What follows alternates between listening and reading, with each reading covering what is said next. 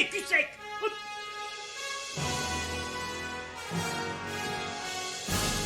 Personne ne veut le croire et pourtant c'est vrai, ils existent, ils sont là, Tarnatata.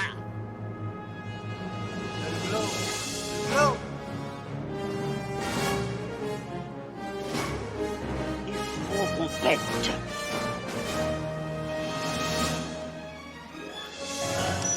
Voyons, circuit branché, correcteur temporel temporisé. Bonjour, bienvenue sur Histoire d'en dire plus. Aujourd'hui, on s'attaque à un monument de l'horreur. J'ai nommé Monsieur Evil Dead, réalisé par Sam Raimi. Allez, c'est parti mon kiki.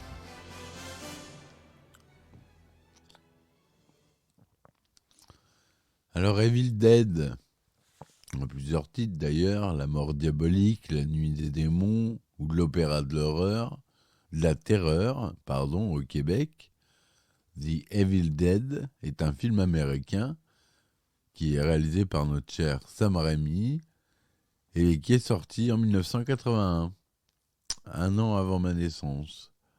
Il a été suivi par 2 suites réalisées par Sam Raimi, ainsi qu'un reboot, lui aussi nommé Evil Dead, sorti en 2013, puis une série télévisée, Ash vs Evil Dead, en 2015. On y reviendra après.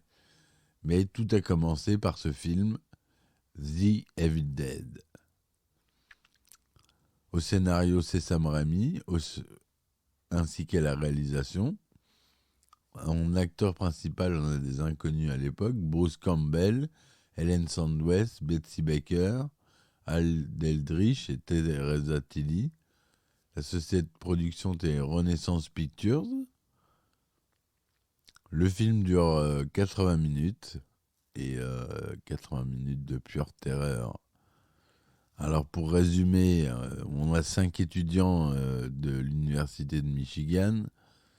Ash Williams, qui est joué par Bruce Campbell, sa petite amie Linda, Cheryl, la sœur de Ash, le copain Scott et sa petite amie Shelly partent pour passer des vacances dans une cabane perdue dans la forêt du Tennessee. Ils arrivent, Cheryl fait un dessin lorsqu'elle entend une voix à l'extérieur de la cabane. Sa main devient alors comme possédée, ce qui l'amène à sculpter dans l'épaisseur de son bloc de dessin, avec la mine de son crayon, un livre avec un visage déformé et maléfique. Pendant le repas, la trappe du sous-sol s'ouvre toute seule. Ash et Scott y descendent et découvrent un livre, un magnétophone, un fusil de chasse et une dague.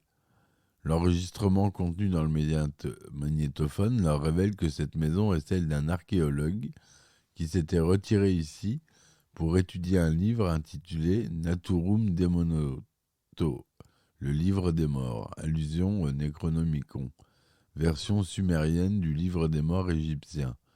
Relié en peau humaine et écrit avec du sang humain, le Necronomicon contient des incantations que la voix de l'archéologue récite, réveillant des esprits maléfiques en sommeil. Cheryl, prise de panique, demande alors d'arrêter le magnétophone, mais Scott, lui, il continue à écouter l'enregistrement. Après, Cheryl, elle entend encore des voix étranges et sort. Et c'est là qu'elle est attaquée et violée par des arbres possédés par des démons, mais a réussi à s'échapper. Et incapable de convaincre les autres de ce qui s'est passé, elle demande à Ash de l'emmener en ville pour la nuit. Mais Ash découvre rapidement que le pont était détruit. Il revient à la cabane et Ash écoute la suite de l'enregistrement, apprenant que la seule façon de venir à bout d'une manifestation démoniaque, c'est de démembrer le corps de l'autre dont elle a pris possession. Cheryl succombe à l'entité et attaque les autres, poignardant Linda à la cheville avec un crayon avant que Scott ne l'enferme au sous-sol. Pendant le repas, donc je vous l'ai dit, Shelly devient également possédée, forçant Scott à découper son corps avec une hache et à enterrer les restes. secoué par l'expérience, il part un peu seul dans la nuit. Et il y a Ash qui va voir Linda et il est horrifié de constater qu'il a commencé à se transformer. Après avoir été attaqué par les arbres, Scott, gravement blessé, revient à la cabane et meurt. Pendant que Ash essaie de trouver quoi faire, Linda et Cheryl font semblant d'être à nouveau humaines pour ensuite revenir rapidement à leur forme démoniaque. Linda essaye de poignarder Ash avant qu'il ne l'empale avec le poignard sumérien. Il essaie de découper ses restes avec une tronçonneuse, mais ne parvient pas à s'y résoudre et décide de l'enterrer. Un nouveau combat les oppose et Ash finit par la décapiter avec une pelle. De retour dans la cabane, il se rend compte que Cheryl l'a forcé à l'ouverture de la trappe. Après l'avoir blessé avec le fusil de chasse, il va au sous-sol pour y trouver plus de munitions et y est aspergé de sang par l'entité. Lorsque Ash réussit à sortir, il est attaqué par Scott, réanimé et possédé, et Cheryl sur le point de succomber. Ash réussit à mettre la main sur le livre en utilisant le collier de Linda et le jette dans la cheminée. Alors que le livre brûle, Scott et Cheryl se décomposent horriblement et leur sang se répand sur Ash. Après leur mort, Ash entend la voix du démon qui lui dit « Sois des nôtres, des nôtres, des nôtres !» Couvert de sang de ses amis et de sa sœur, Ash sort en titubant à l'extérieur, alors que le temps semblant s'écouler de nouveau normalement, le soleil se lève sur la forêt. S'ensuit un travelling en caméra subjective, figurant l'entité fonçant sur Ash à travers la cabane. Là, pour la petite histoire, ils ont accroché une caméra à une motocross qui fonçait à travers la forêt en suivant Ash, ce qui donne un effet tout à fait inédit à l'époque. Le tout dernier plan du film montre Ash se retournant et laissant échapper un cri de terreur avant un fondu au noir, cédant la place à un joyeux générique de fin sur fond musical de Charleston. Donc, on retrouve Tom Sullivan au maquillage et Bart Pierce aux effets visuels pour ce film, donc des inconnus à l'époque. La société de distribution aux États-Unis, c'est New Line Cinema. Et en France, c'est Metropolitan Film Export. Le budget était que de 350 000 $. Il n'a même pas été tourné en 35 mm, il a été tourné en couleur 16 mm, 1/37e mono. Les versions censurées durent 82 minutes et la version intégrale dure 85 minutes. Il est sorti le 15 avril 1983 aux États-Unis et le 24 août 1983 en France. Film interdit aux moins de 13 ans lors de sa sortie en salle en France. Désormais interdit aux moins de 12 ans dans la nouvelle nomenclature issue du décret de 1990, mais ça on s'en fiche. Le tournage, qui devait initialement durer 6 semaines, s'est finalement déroulé en 12 semaines, du 14 novembre 1979 à janvier 1980, avec une équipe de 37 personnes, acteurs et techniciens. Le film a été tourné à Morristown et Knoxville dans le Tennessee et Detroit et Marshall dans le Michigan.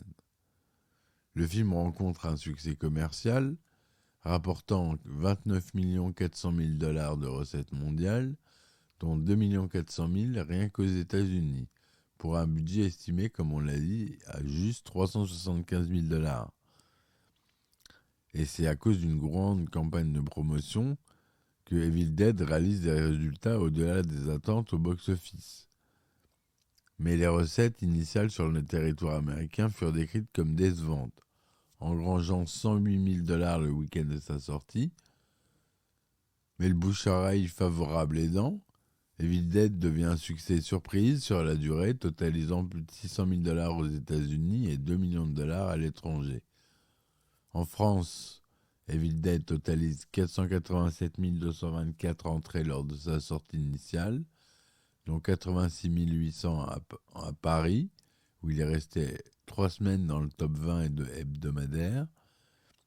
Et lors de sa ressortie en 2003, le film enregistre 64 506 entrées, portant le total, toute exploitation, à 551 000 entrées, ce qui n'est pas si mal.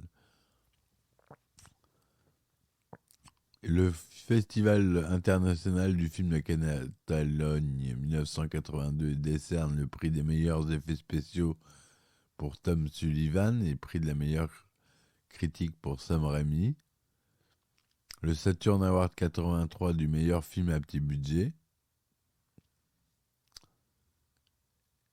Il est sorti en Blu-ray avec un premier doublage en 2010, en août, et un deuxième doublage en France le 17 novembre 2010. La trilogie sort en coffret DVD Blu-ray et Ultime le 21 janvier 2020, édité par l'Atelier d'Images. Le coffret DVD comprend Evil Dead 1, 2 et 3 en DVD, ainsi qu'un DVD bonus pour chaque film. Le Blu-ray, lui, le coffret, contient les 3 films en Blu-ray, ainsi qu'un DVD bonus pour Evil Dead 1, 2 et 3. Blu-ray de bonus pour 1500 exemplaires. Et le coffret intégral, limité à 1500 exemplaires, contient Evil Dead 1 en 4K Ultra HD et en Blu-ray, un Blu-ray de Evil Dead 2, un Blu-ray de Evil Dead 3 et un DVD de bonus identique à celui du coffret de Blu-ray. Un livre de 112 pages avec une couverture rigide, intitulé Evil Dead dans les entrailles d'une saga.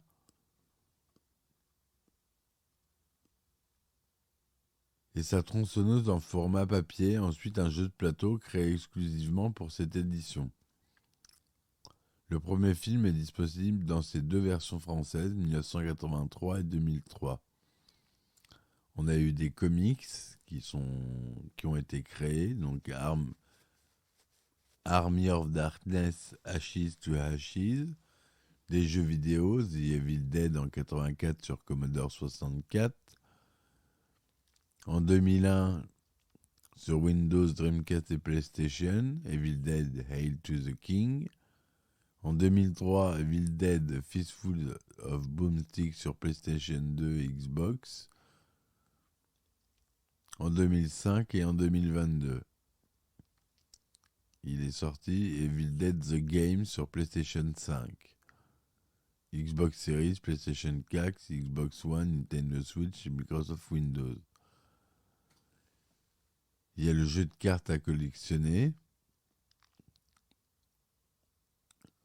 qui permet de jouer à 2 à 4 joueurs pour une durée moyenne de jeu de 30 minutes. Il y a un jeu de rôle aussi, créé par Eden Studio. Le système utilise l'Unisystem, les règles de maison des jeux Eden Studio. À l'époque de sa sortie, la VHS est vendue à 50 000 exemplaires. Une citation de Stephen King y faisait l'éloge du film. Ami de Sam Raimi, Joel Cohen a participé au montage du film. Dans la cave où les héros trouvent le livre démoniaque, on peut voir une affiche du film Wes Craven, La colline a des yeux. Dans la saison 3 de la série d'animation Martin Mystère, l'épisode 5, La maison de l'épouvante, reconstitue le film avec quelques modifications. La cabane où se passe l'intrigue du film a été trouvée dans une forêt du Tennessee. La cave est celle de la maison des parents du producteur Robert Tappert. La voiture utilisée par la bande de jeunes, une Oldsmobile Data 88 sortie en 1973, est la propre voiture de Sam Raimi. On la retrouve de façon récurrente dans la plupart de ses films, y compris de ses courts-métrages. Le film a été doublé en français pour sa sortie en salle, puis redoublé au moment de sa ressortie en 2003. Cette version a permis de corriger quelques erreurs de traduction, comme lorsque, après avoir tué leur ami Ashley et Scott, disent « Allons brûler son corps » et vont enterrer le cadavre. L'accroche de l'édition VHS française était « Pourrons-nous les arrêter ?» Ce film est conçu pour vous arracher hurlement après hurlement de plus profond de l'âme et des entrailles. Premier long métrage de Sam Raimi, réalisé à 20 ans.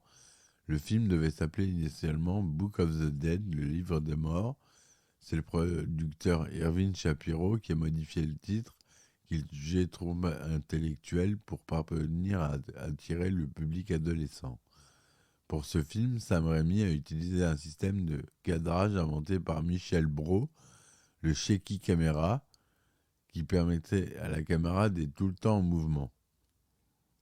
Un court-métrage de 30 minutes, basé sur le scénario d'Evil Dead et intitulé Within the Woods, a été tourné par Raimi et ses copains afin de réunir les fonds pour le financement du film. Le film souffre de quelques faux raccords. Lorsque le groupe d'amis franchit le pont désaffecté, on s'aperçoit à l'origine d'une autre voiture qui les suivait, ainsi qu'un homme en arrière-plan sur la droite, vraisemblablement un technicien. Ces erreurs ont été finalement corrigées lors du transfert en HD. Dans le film, Scott a des cheveux mi-longs avec des mèches tombant en boucle.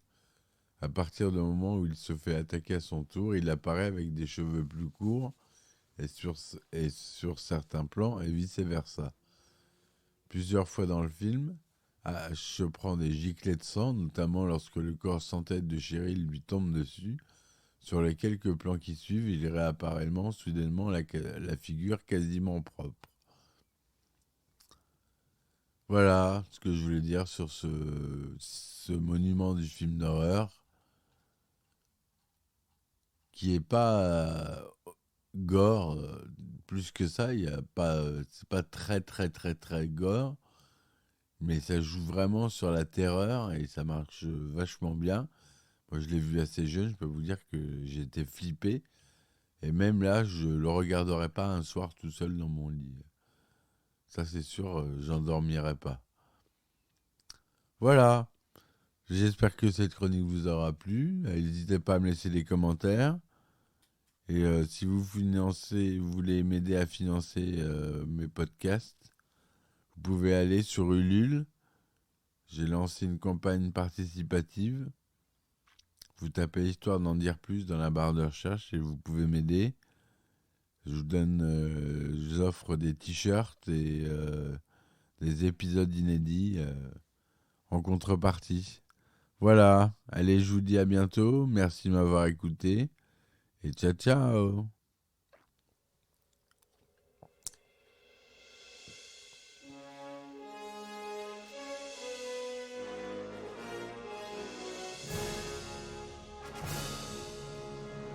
Eh ben attendez, on est en France. Allez, cul sec. Hop.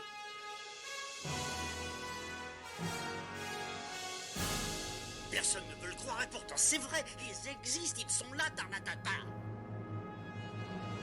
Glow. Il faut qu'on pète.